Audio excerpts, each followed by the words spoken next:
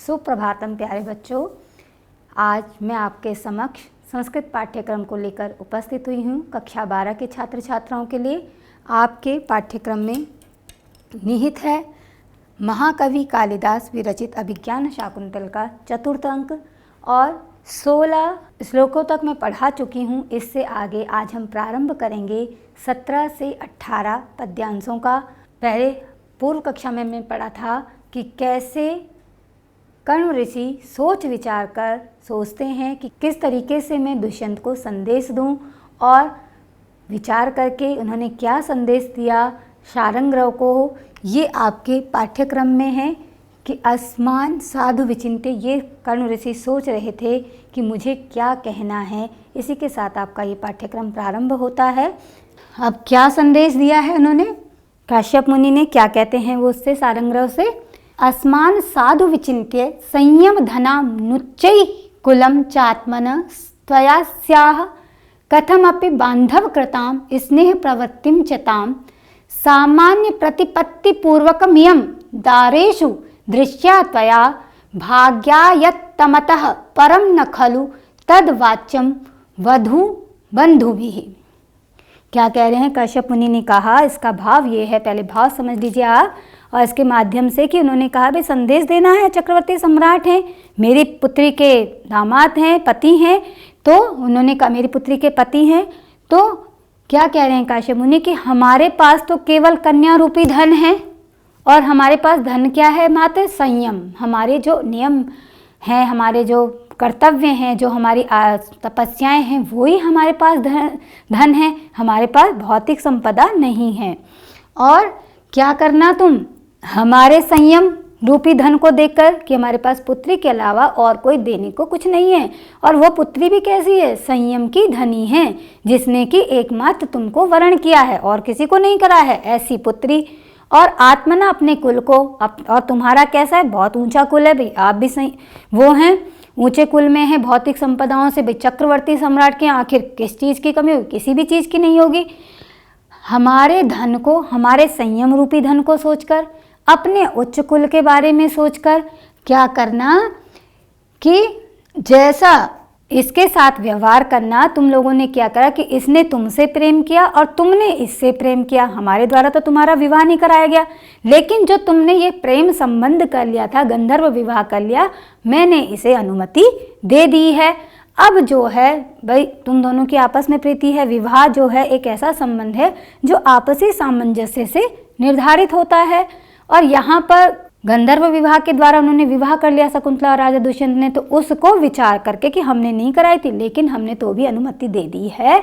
तो ऐसा सोचकर हे राजा दुष्यंत, आप क्या करना, इस मेरी पुत्री को, जैसे आपके दरबार में हंसपदिका वसुमती राजा की 2 रानियां हैं, बहुविवाह प्रथा थी, और उसमें क्या होता था कि राजा बहुत सारी रानियां रखते थे, क्योंकि उस समय ये था कि एक राज्य से दूसरे राज्य से संबंध बनाने के लिए मैत्री संबंध, राजनीति को मद्देनजर रखते हुए ये सब होता था।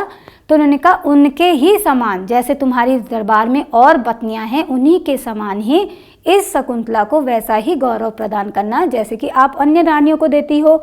और क्या है दूसरा, और इससे बाद हम कह रहे भाग्य से इसे कोई और भी मिल जाए, मतलब भाग्य, इसका भाग्य अच्छा है तो क्या पता ये उनसे भी अधिक सम्मान के योग्य हो जाए। लेकिन ऐसा हमारे द्वारा, हम पितृकुल के द्वारा, माता पिता के द्वारा ये नहीं कहा जाना चाहिए कि हमारी पुत्री को आप ऐसे ऐसे रखना क्योंकि हमने ऐसे पाला है। तो ये है एक दृढ़ समाज की नींव कि कैसे एक पिता अपने दामाद को, अपने पुत्री के पति को संबोधित करते हैं। ये नहीं कहते, अगर हम अपेक्षाएं ज़्यादा बढ़ाएंगे तो वो भी वैसा ही प्रत्युत्तर आएगा। तो यहाँ पर इनके माध्यम से क्या है, कर्ण ऋषि भारतीय पिता का प्रदर्शन कर रहे हैं, और भारतीय पिता का प्रतिनिधित्व करते हुए वो क्या समझा रहे हैं कि हम पितृकुल के लोगों को, हम बंधु, मतलब जो वधू के पितृकुल हैं या पुत्री के जो माता पिता हैं या बंधुजन हैं, उन्हें ये नहीं कहना चाहिए, अधिकार नहीं है कि तुम हमारी बहन को या तुम हमारी पुत्री को बहुत अच्छे से रखो। भाई जैसी जिसकी परिस्थिति होगी वो वैसे ही रखेगा, ये एक सामान्य नियम है। यहाँ पर ये दिखाया गया है कि राजा दुष्यंत जो है शकुंतला से प्रेम हो गया। अब इसमें अन्वय है आपका संयम धना अस्मान आत्मना उच्चै कुलम च स्याह त्वयि कथमपि अबांधव कृताम ताम स्नेह प्रवृत्तिम च साधु विचिन्त्य त्वया इयं दारेषु सामान्य प्रतिपत्ति पूर्वकम दृश्या अतः परम भाग्यायतम तद वधु बंधु भी न खलु वाच्यम। ये 2 बार आ गया आपका, कोई बात नहीं। तो उन्होंने कहा संयम धना, संयम के हम धनी हैं, आश्रम में रहने वाले, संयम है उनके पास, तपस्याएं हैं, उनकी आराधनाएं हैं, प्रकृति से प्रेम है, यज्ञ करते हैं, हवन करते हैं, अपना साधारण जीवन व्यतीत करते हैं। संयम धन, संयम ही धन जिनका है, ऐसे आसमान हम लोगों के बारे में। और आत्मना उच्चे, और अपने ऊंचे कुल को सोचकर, भाई हम तुम्हारे पास संयम धन है और आपका ऊंचा कुल है, उसकी गरिमा बनाए रखते हुए अस्याह इसका त्वयि कथमपि, इसका तुम में और तुम्हारा इसमें, कथमपि किसी भी प्रकार से अबांधव कृता, बांधवों द्वारा संबंध नहीं कराया गया। जो विवाह कराया जाता है, एक 8 प्रकार की विवाह पद्धति है।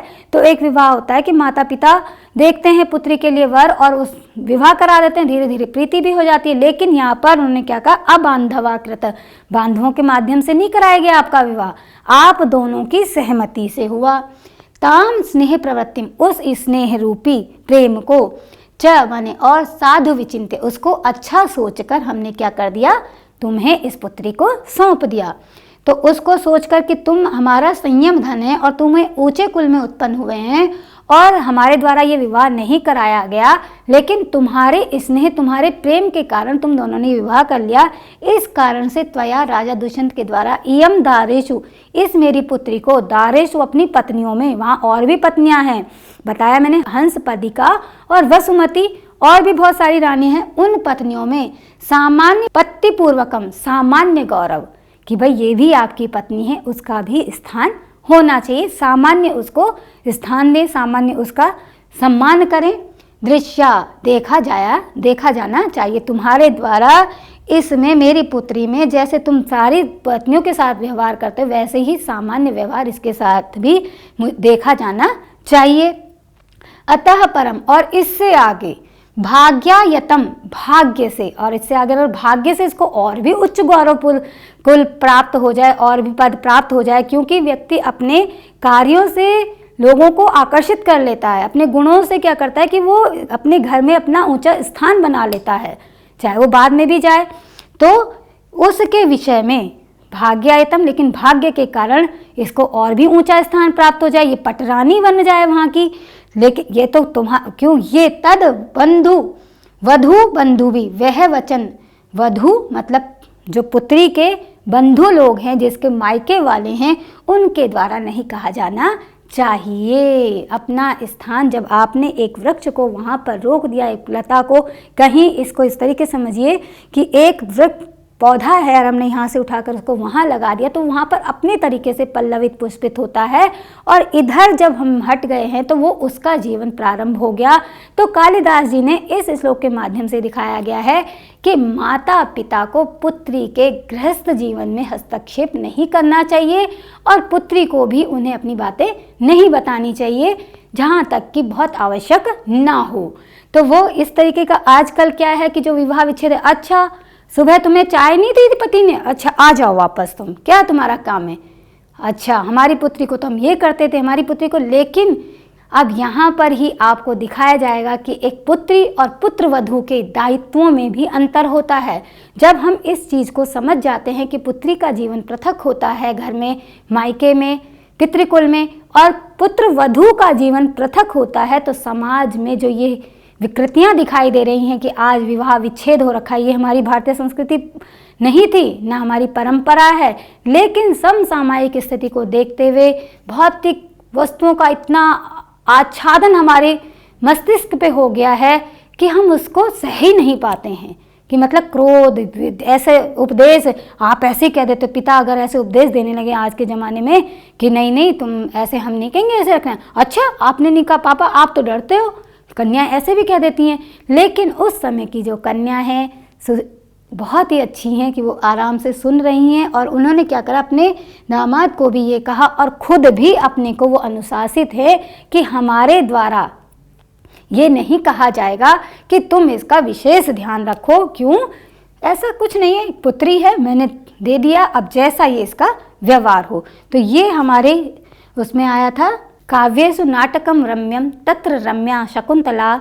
और उसी के नीचे की पंक्ति थी कि वहाँ पर भी चतुर्थो अंक और चतुर्थ अंक में भी 4 श्लोक, तो उन 4 श्लोकों में एक श्लोक ये भी आता है, कर्ण ऋषि द्वारा जो संदेश दिया गया है, ऐसा नहीं है कि मेरी पुत्री को वो तो देना, आप सम्मान देना, लेकिन अगर वो भाग्य से अधिक भी मिल जाए तो वो हमें नहीं कहना चाहिए। ये हमें नियम बताए हैं कि पिता को, पितृकुल को क्या क्या कहना चाहिए अपने दामाद से और क्या क्या नहीं कहना चाहिए। और पति को भी दायित्वों का बोध कराया है कि तुम्हें ऐसा आचरण मत करना कि कल को समाज में जग हंसाई हो कि मैं इसे पहचानता नहीं, मैं ये वो, मैं तो बहुत बड़ा राजा हूँ, मेरी रानी नहीं है। तो इससे क्या होगा, आपके ऊंचे कुल क्या होगा, बदनामी होगी। और आप खुद ही समझदार हैं इसमें, तो उन्होंने ये संदेश दिया कि तुम ऐसे ऐसे इसको रखना। उसके बाद शारंग्रवः गृहीता संदेश, शारंग्रव ने कहा मैंने ग्रहण कर लिया संदेश, जो आपने मुझे बताया मैं ये कह दूंगा। फिर काश्यप मुनि कहते हैं, वत्से हे पुत्री त्वम इदानीम, तुम भी इस समय अनुशासनीयासी, अनुशासन करने योग्य हो, तुम्हें भी मैं अनुशासित करूंगा। कैसे करूंगा? ये नहीं कि मैंने बता दिया, अब तुम्हारी भी बारी है कि पुत्री को क्या क्या संदेश देने चाहिए पिता को। क्या? वनौ कसो अपि, वन में रहने वाले भी, संतो होने पर भी, लौकिक अज्ञा मतलब लौकिक ज्ञान को जानने वाले होते हैं। वन में रहने तो वाले हैं, वन ही हमारा घर है, लेकिन हम लोक व्यवहार को भी जानते हैं। तो वो कह रहे हैं, ऋषि ने कहा कि ऐसा नहीं है कि भाई मैं एक सन्यासी हूँ, मैंने शादी नहीं की, मेरी पुत्री नहीं हुई, ये क्योंकि पालिता पुत्री हैं, लेकिन हर व्यवहार को जानने के लिए ये नहीं है कि हम उसी में अवतरित हों। तो वो कह रहे हैं कि वन में तो हम लेकिन तो भी हम लोकाचार को जानते हैं कि हर व्यक्ति जो भी है, एक सामान्य सा एक उदाहरण है कि छोटा बच्चा है और कोई एक कन्या है और छोटा बच्चा रो रहा है 2-3 साल का, तो कोई आए 5-6 साल की कन्या भी आ जाती है और 1 साल का बच्चा है तो वो भी उसको चुप कराने लग जाती है, क्योंकि उसे भी ये शिक्षित नहीं किया गया है कि इस बच्चे को ऐसे चुप कराना है। लेकिन अनायास ही, क्योंकि लोकाचार, लोक व्यवहार, लौकिक गज्जा अपने आप ही आ जाती है। तो वो कह रहे हैं, हे वत्से तुम्हें भी मैं अनुशासित करूंगा, क्योंकि वन में रहने वाले होने पर भी मैं लोक व्यवहार को जानते हैं। ये कह रहे हैं कर्ण ऋषि। अब वो क्या अनुशासित करते हैं उनको देखें। शारंग्रवः, जब उन्होंने ये कहा तो शारंग्रव कहते हैं, न खलु धीमताम कश्चिद विषयो नाम, कश्चिद द विषयो नाम, कि शारंग्रव ने कहा कि हाँ, धीमताम, निश्चित रूप से धीमताम, बुद्धिमान व्यक्ति के लिए कोई भी विषय, कोई भी अविषयो नाम, कोई भी ऐसा विषय नहीं है कि जो बुद्धिमान व्यक्ति नहीं जानते हैं। जिसमें कहते हैं ना, पूत के पाँव पालने में ही दिखाई दे जाते हैं। इसलिए जो विद्वान होते हैं तो उनको हर चीज़ आती है, कि ये नहीं कि कुछ गाएंगे तो गाते ही रहेंगे, उनको सब कुछ आता है, सर्वगुण संपन्न जिसे कहते हैं। तो वो कह रहे हैं, न खलु धीमताम, नहीं भाई ऐसा नहीं है, धीमताम, हाँ उनके बात का अनुमोदन कर रहे हैं कि धीमताम माने बुद्धिमान लोगों के लिए कश्चिद, कोई विषय, कोई भी अविषय, कोई भी ऐसा अविषय ही नहीं है, मतलब उनके लिए कोई भी ऐसा शास्त्र नहीं है, ऐसा ज्ञान नहीं है कि जो उसको न जानते हों। ये आपकी सुक्ति भी है। काश्यपः सा त्वमितः पतिकुलम प्राप्य, अब क्या उनको बता रहे हैं काश्यपः कण्व ऋषि कि सा तुम, वह, त्वमितः यहाँ से जब पति कुल को प्राप्त, पति कुल को प्राप्त हो जाओगी। भाई अभी तक तो तुम कन्या थी, उछलती थी, कूदती थी, हिरण को अपना बच्चा बना लिया, वनजोत्सना को बहन बना लिया, इठलाई मिठलाई कहीं पे वो फेंके, मतलब एक जीवन अलग ही होता है माता पिता के घर में। लेकिन जब तुम यहाँ से पति कुल को प्राप्त करोगी तो हे पुत्री, वहाँ पर तुम्हें क्या करना है, ये अटखेलियाँ नहीं चलेंगी। अब तुम्हारे भी, क्योंकि तुम युवती हो गई हो और तुम्हारे क्या क्या दायित्व हैं उस घर में जाने के बाद, तो एक आदर्श समाज की संरचना महाकवि कालिदास द्वारा दिखाई गई है कि एक पुत्र वधू के क्या क्या कर्तव्य हैं। और जब पुत्र वधू ये कर्तव्यों का निर्वाह करती है तो वो अपने आप ही उस कुल में सम्मान पाती है। अन्यथा वो उस कुल में सम्मान नहीं पाती है। तो उन्होंने बताया क्या करना है यहाँ पे, शुश्रूषु गुरून् कुरु प्रिय सखी वृत्तिम सपत्नी जने भर्तुर्विप्रकृता अपि रोषणतया मा स्म प्रतीपम गमः भूयिष्ठं भव दक्षिणा परिजने भाग्ये स्वनुत्सेकनी यान्त्येव गृहिणी पदम युवतयो वामाः कुलस्याधयः। पुनः शुश्रूषु गुरून् कुरु प्रिय सखी वृत्तिम सपत्नी जने भर्तुर्विप्रकृतापि रोषणतया मा स्म प्रतीपम गमः भूयिष्ठं भव दक्षिणा परिजने भाग्ये स्वनुत्सेकनी यान्त्येव गृहिणी पदम युवतयो वामा कुलस्याधयः। उन्होंने कहा कि क्या करना है आपको, पहले भाव समझ लीजिए कि गुरुन बड़े लोगों की सेवा करनी है, जो अपने से बड़े हैं उनकी शुश्रूषा, कि अगर वो कहें चाय का टाइम है तो उन्हें कहने की आवश्यकता ना पड़े, पहले ही चाय पहुंच जानी चाहिए। बड़े लोगों की आपको सेवा करनी है। सपत्नी जने, जो उनकी अन्य रानियां हैं उनके साथ, हंसपदिका और वसुमती या और भी रानियां हैं उनके साथ क्या करना है आपको, प्रिय सखी, जैसे तुम अपनी सखी, कौन है शकुंतला की सखी, प्रियंवदा और अनुसुईया, उनके साथ व्यवहार करती हो ऐसा व्यवहार करना है। और पति के कभी कार्य की अधिकता होती है, कभी वो रूठ भी जाएं, कभी वो गुस्सा भी हो जाएं, तो भी उनके साथ क्रोध नहीं करना है। पति के क्रोधित होने पर खुद क्रोधित नहीं होना है, ये जीवन का नियम है, अन्यथा परिवार टूट जाएगा। और क्या करना है, जो वहाँ पर आपके इतने बड़े परिवार की तुम रानी बनोगी, पटरानी बनोगी, और वहाँ पर जो परिजन हैं, जो सेवक लोग हैं, उनके प्रति दया भाव रखना है, उनको समय समय पर दान दक्षिणा देती रहना। और ये नहीं कि भाग्य से अनुसेकनी भाव, और क्या है कि तुम घमंड मत करना कि मैं इतने बड़े साम्राज्य की रानी बन गई हूँ और मैं राजा दुष्यंत की पत्नी हूँ, इस तरीके से अपने भाग्य पर घमंड मत करना। दूसरा, जब तुम सब ये करते हैं, हम सब ये करते हैं, तो तब क्या होती है, जो युवती है जो पिता के कुल को छोड़कर जा रही है, वहाँ पर गृहिणी पदम, जो घर को संभालती है, उस पद से सुशोभित होती है। जैसे सुगृहिणी हम कह देते हैं, अरे वो तो बहुत सुगृहिणी है, अनायास ही मुँह से निकल जाता है जब अच्छे कार्य करता है कोई घर में, अरे आप तो बहुत सुगृहिणी हो, तो तब क्या होता है, हम उस गृहिणी पद को प्राप्त कर देते हैं। गृहिणी माने जो घर में रहती है, जो घर को संभालती है। और उससे अगर विपरीत कुल का आचरण करती हैं कन्याएं, की बड़े लोगों की सेवाएं नहीं करनी, जो वहाँ पर अपने से दूसरी पत्नी है या और लोग हैं, जेठानी जेठानी हैं, उनके साथ मुंह फुला के रहना कि मैं तो बहुत बड़े घर से आई हूँ, तो क्या, और पति के गुस्सा होने पर वो एक बार बोले वो 4 बार उनको जवाब दे, तो और परिजन जो है उनके साथ अच्छा व्यवहार नहीं करना, ये क्या करा तुमने, वो क्या करा, और अपने भाग्य पर घमंड कि मैं तो बहुत बड़े कुल से आई हूँ, मुझे ये कहने की हिम्मत। तो क्या होता है, ऐसी जो युवतियां हैं वो क्या हो जाती हैं, विपरीत आचरण करने वाली कुल की आधया, मतलब व्याधियां हो जाती हैं, वो कुल के दोष हो जाती हैं, कुल का रोग रूपी बन जाती हैं कि वो कुल का नाश ही कर देती हैं, वो परिवार नहीं चलता। अब इसे समझेंगे, क्या कह रहे हैं कर्ण ऋषि, अन्वय देखिए, गुरून् शुश्रूषव, गुरु बड़े लोगों की सेवा करना, सपत्नी जने, जो उसकी अन्य पत्नी है उनके साथ, उनमें प्रिय सखी वृत्तिम, सप्तमी भक्ति एक वचन है, प्रिय सखी की वृत्ति को, प्रिय सखी के समान व्यवहार, दीदी आप कैसी हो, आप क्या करोगी, क्या खाओगी, क्या, अच्छे वचन बोलो, सब अपने हो जाते हैं, ऐसा व्यवहार कुरु माने करना। लोट लकार मध्यम पुरुष एक वचन, ये क्रॉस हो जाएगा। वी प्रकृतापि, गुस्सा होने पर भी, रोषणतया, गुस्सा होने पर कभी मन नहीं है, ऐसे गुस्सा होने पर, भर्तु पति के, प्रतीपम जवाब नहीं देना, उनके विपरीत नहीं चलना, स्मगम नहीं जाना, और परिजने भूयिष्ठम, और जो सेवक लोग हैं उन पर, भूयिष्ठम माने बहुत अधिक, दक्षिणा दया भाव रखना, और ऐसे ही बनना कि उनके साथ भी दया भाव का व्यवहार करना, जो वो मांगे, उनके जिस चीज़ की ज़रूरत हो, मान लो कोई कह रहा है बहन जी आज हमें 50 रुपये की ज़रूरत, अच्छा ले जाओ, 100 ले जाओ, भाई इतने बड़े साम्राज्य की रानी है, भाई मेरी बेटी का विवाह है, आज मुझे ये चाहिए, तो अरे ले जाओ। तो क्या होता है, इससे परिजन, जो हमारे परिजन होते हैं, जो हमारे सेवक जन होते हैं, वो हम पर ही आश्रित होते हैं और हमें ही उनका ध्यान रखना चाहिए, तो वो और भी अच्छे मन से हमारी सेवा करते हैं। और ऐसा नहीं करना, भाग्येषु उत्सेकनी भव, और क्या भाग्य पर घमंड नहीं करना। और इससे क्या होगा, युवतियः गृहिणी पदम यान्ति, तो इससे क्या होती है, जो युवतियां हैं वो गृहिणी पद को प्राप्त होती हैं।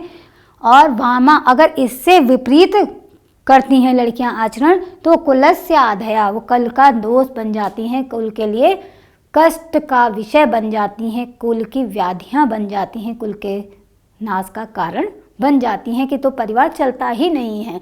तो एक आदर्श परिवार की संरचना करने के लिए कि कैसे गृहस्थ जीवन में 4 आश्रम बताए हैं, ब्रह्मचर्य, गृहस्थ आश्रम, वानप्रस्थ और संन्यास।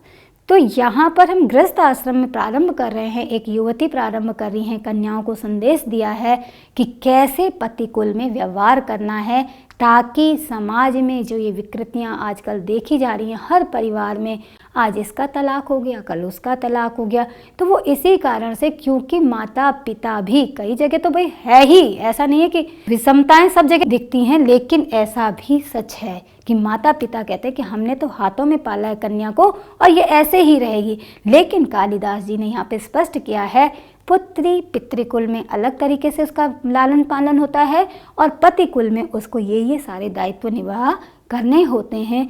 कि क्या करना है, गुरुजनों की सेवा करनी है, प्रिय देवरानी जेठानी से सखियों जैसा व्यवहार करना है, और पति के क्रोधित हो जाने पर भी उससे क्रोध नहीं करना है। अगर पति गुस्सा हो गए किसी बात पे, तो ये नहीं कि मैं नहीं दे रही खाना वाना, चलो, तो नहीं, लोग फिर भी अपने दायित्व का निर्वाह करना है, क्या पता क्या दिक्कत हो।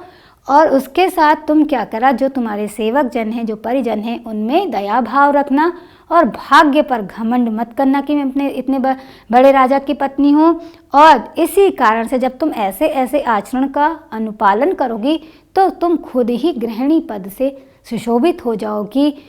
तो ये क्या है, हमारी सूक्ति है पुनः, कि इसका पहले संदर्भ, प्रसंग, अर्थ, फिर उसकी व्याख्या। सूक्ति किसे कहा जाता है, सात्विक, सार्वभौमिक, शाश्वत, और ये सब होती हैं सूक्तियाँ। अब महर्षि कर्ण ने बताया कि हे शकुंतला, तुम किस किस आचरण को करके गृह लक्ष्मी के पद को सुशोभित करोगी, ये सारे उपदेश अपनी पुत्री को दिए। और अगर इससे विपरीत आचरण करती हो, तो तुम कैसे कुल की व्याधि बन जाओगी, कुल के लिए रोग बन जाओगी, दोनों ही कुलों के रोग का कारण बन जाओगी। तो फिर क्या होता है, उसमें जब हम कोई बात कहते हैं तो हम क्या करते हैं, दूसरे से हाँ करवाना चाहते हैं, उस पर सहमति लेना चाहते हैं। तो यहाँ पर कर्ण ऋषि भी क्या कह रहे हैं, कथम वा गौतमी मन्यति, कैसा मानती हो गौतमी, जो मैंने ऐसे उपदेश दिए शकुंतला को, इस पुत्री को, कि ऐसे ऐसे घर में आचरण करना, वधू पद में आप सुशोभित हो गई हो, गृहिणी पद से युक्त होगी। तो गौतमी क्या कहती हैं, गौतमी एतावान वधू जनस्योपदेशः, एतावान इतना ही, वधू जन पुत्र वधुओं के लिए, जो वधुएं बनती हैं या जो कुल की जिनका विवाह हो चुका है, ऐसी कन्याओं के लिए उपदेश, इतना ही उपदेश बहुत है। आपने बहुत मतलब कम शब्दों में बहुत सारगुणित बातें कही हैं, ऐसा गौतमी ने सहमति जताई। जाते हे पुत्री एतत् खलु सर्वम अवधार्य, हे पुत्री, जाते पुत्री क्या करो, एतत् इस सब को धारण करो, जो तुम्हारे पिता ने तुम्हें उपदेश दिए थे, उन सब का अपने जीवन में अनुसरण करो, उसको अपने जीवन में उतारो। काश्यपः, काश्यप ऋषि, कर्ण ऋषि या काश्यप ऋषि एक ही हैं। वत्से हे पुत्री परिसजस्व माम सखी जन्म च, हे पुत्री, अब जा रही है शकुंतला, हे पुत्री हम सबके गले मिलो, किस किस के, मेरे गले मिलो, और सखी जन, जो तुम्हारी ये सखियाँ तुम्हें यहाँ तक छोड़ने आई हैं, इनके गले मिलो। विदाई का दृश्य है। तो अब कन्या जा रही है, उपदेश भी दे चुके हैं, सब कुछ बता दिया ऐसे ऐसे रहना, तो अब क्या रहे हैं कि हमारे गले मिलो, पिता को पुनः प्यार आ रहा है। शकुंतला तात इत एव किम प्रियम वदा मिश्रा सख्यो निवर्तिष्यन्ते, हे तात, हे पिता। अब शकुंतला क्या कहती है, वो कहते हैं गले मिलो अब, तो वो कहती है हे पिता, इतः एव, यहाँ से ही, क्या, प्रियम वदा मिश्रा, प्रियम वदा आदि सखियाँ, निवर्तिष्यन्ते, चली जाएंगी, हे पिताजी, क्या यहाँ से ये सब लौट जाएंगी, मतलब उसका मन ही नहीं भर रहा, उनको छोड़ने की इच्छा ही नहीं है। तो वह ऐसा उत्कंठित हो रही है, व्याकुल हो रही है शकुंतला। इसी के साथ काश्यपः वत्से इमे अपि प्रदेये, ये है पुत्री, इमे ये दोनों, प्रियंवदा और अनुसुया, अपि माने भी, प्रदेय प्रदान करने योग्य हैं, इनका भी मुझे विवाह करना है इनका, इसलिए न युक्तम मनयोस्तत्र गंतुम, न माने नहीं, युक्तम युक्त है इन दोनों का, वहाँ, तत्र माने वहाँ, गंतुम वहाँ जाना इनका उचित नहीं है, क्योंकि ये माना जाता है कि जो अविवाहित कन्या है उसे अपने घर में ही सुरक्षित रखना चाहिए, इधर उधर नहीं भेजना चाहिए। तो यहाँ पर कन्या के रक्षा कि कन्या का भरण पोषण, कन्या का पालन लालन पालन कैसा करना चाहिए माता पिता को, ये कालिदास जी ने उस समय और इस समय की स्थिति दोनों को ध्यान में रखते हुए बताया है।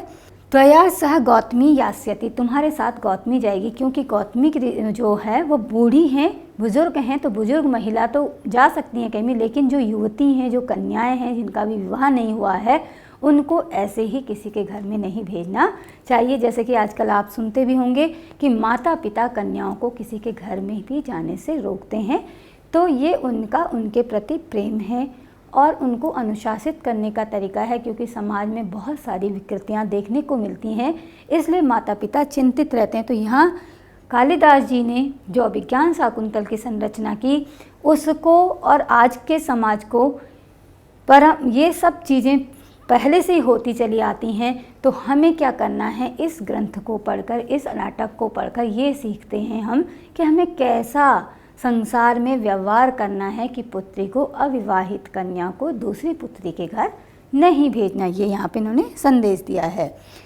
शकुंतला पितरम मासले से, पिता के गले मिलती हैं। जब वो कहते हैं कि नहीं ये तो नहीं जाएंगी, तो उसे भाई अब सखियों को छोड़े दोबारा से पिता के गले मिलती हैं। कथम इदानीम तातस्य अंकात परिभ्रष्टा मलय तरु मूलिता चंदन लतेव देशांतरे जीवितम धारिष्यामि। अब शकुंतला क्या कहती है, कथम माने कैसे, प्रश्न है, अपने आप ही व्यक्ति प्रश्न करता है, अपने आप ही उत्तर देता है। जब वो दुखी होता है तो कथम माने कैसे, इदानी माने इस समय, तातस्य पिता के, षष्ठी भक्ति एक वचन, अंकात गोदी से, परिभ्रष्टा अलग होने पर, अलग होने पर कैसे, कैसे मैं पिता की गोदी से अलग होकर जीऊंगी, मतलब मैं अपने पिता को छोड़कर कैसे जाऊंगी भाई है। तो एक उदाहरण प्रस्तुत किया, उदाहरण दिया है उन्होंने, मलय तरुण मूलिता, मलय पर्वत पर होता है चंदन का वृक्ष। तो यहाँ पर कवि की भौगोलिक ज्ञान भी हमें पर पता चलता है कि कालिदास को पूरे भौगोलिक ज्ञान का संपूर्ण ज्ञान था।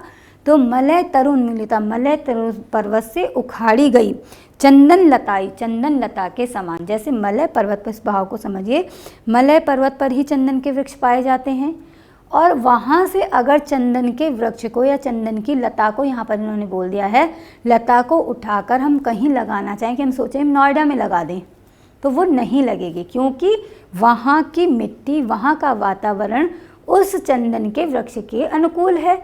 तो ऐसे ही ये भौगोलिक भिन्नता जो दिखाई देती है, भाई कहीं पर सेब की बहुत खेती होती है, कहीं पर ड्राई फ्रूट्स बहुत होते हैं, कहीं पर अलग अलग जगह है, अलग अलग स्थानों के लिए विभिन्न विभिन्न संसार के रचयिता ने, प्रकृति ने का वर्णन किया है कि जैसे केरल वगैरह में है तो वहाँ नारियल के पेड़ लगा दिए हैं, कहीं पर कुछ, कहीं पर ये भौगोलिक क्या है, हमारी वातावरण, जलवायु, उसके आधार पर हमारी फसलों का निर्धारण होता है। तो ऐसे ही यहाँ पर कालिदास की भौगोलिक ज्ञान की विशिष्टता दिखाई दे रही है कि मलय तरुण मिलिता चंदन लतायु, जैसे मलय पर्वत से चंदन लता को लाकर क्या करें, देशांतरे, दूसरे देश में लगा दें, सप्तमी विभक्ति एवं जीवितम धारिष्यामि, मैं कैसे जाऊंगी, अर्थात इसका मतलब यह है कि जैसे भाई मलय पर्वत से चंदन को उखाड़ के लाएंगे तो वो होगा ही नहीं कहीं पर, तो ऐसे ही हे पिता मैं कैसे जीवन धारण करूंगी, मैं भी आपसे पृथक होकर शायद ना जी पाऊँ, ऐसा उनका विचार है। दुखी हो रही पुत्री, कुछ भी कह सकती है। अब यहाँ पर आपका ये पाठ्यक्रम आज का समाप्त होता है इसी के साथ कि क्या क्या इसमें कहा गया है, कैसे एक पुत्री विदा होते समय अपने पिता से संवाद करती है और पिता भी उसे पुनः पुनः गले मिलते हैं, दोनों को ही एक दूसरे को छोड़ने का मन नहीं है, इस पूरे भाव में था इस जो हमने पढ़ाया। और पिता क्या कर रहे हैं, पुत्री को अनुशासित भी कर रहे हैं। ये नहीं कि मेरी पुत्री है तो केवल लाड़ दुड़ा रही है। तो अनुशासन और प्रेम अलग अलग दिखाया गया है कि अनुशासित भी रखिए बच्चों को और उन्हें आगे भी बढ़ाइए, प्रेम भी कीजिए। इसका सामंजस्य हमने आज पढ़ा और इसका उद्देश्य है कि पुत्रों की रक्षा, पुत्रियों से कैसे पिता जुड़े रहते हैं। इसी के साथ धन्यवाद। पुनः दूसरी कक्षा में आपसे मिलते हैं। आगे क्या होगा और क्या क्या कर्ण ऋषि कहते हैं, शकुंतला कैसे विदा होती है और कैसे एक पिता अपनी पुत्री को विदा करके प्रसन्नता का अनुभव करते हैं।